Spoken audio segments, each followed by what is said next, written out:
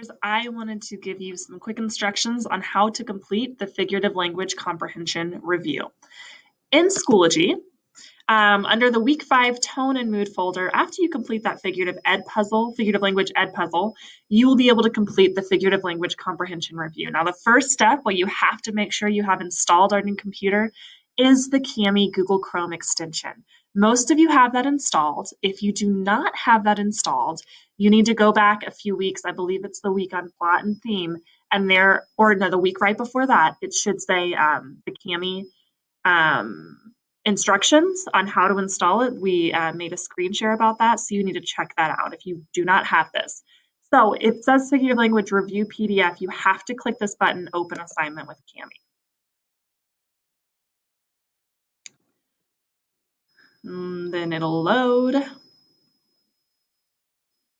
Okay, so there are 2 pages here. What you are going to do is you're going to read the example or the question and determine the answer and the choices on the right, and then you color accordingly to the directions in the box. So all of these are either examples or definitions of different types of figurative language. You need to answer that question, and it'll tell you what you should color. So the first question says, when an animal or object takes on human characteristics, is that a simile, a metaphor, or a personification? We know from the ed puzzle and from review that definition is personification. So I'm going to go over here to markup. You can do text highlight, or sorry, not markup. You can do markup for highlighting. Go to drawing.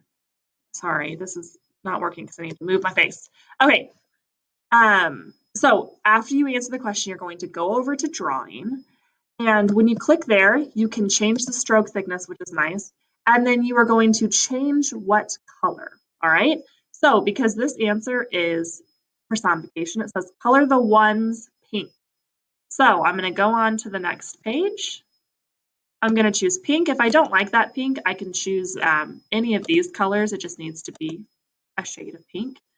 I like the stroke thickness. I like that it's at around a 1. I might change it to 2. And then what I'm going to do, and I would use your stylus, I am going to color all the ones in pink. Okay, now I'm doing this on my laptop, so it's a little bit tricky. But I would use that stylus to actually just color that in. That'll make it a little bit easier. Okay, so it should look obviously a little bit better than mine. I'm just giving you a example. And so you're going to do that for all the ones. You're going to do pink, and then you're going to go back up and you're going to answer those questions through 8.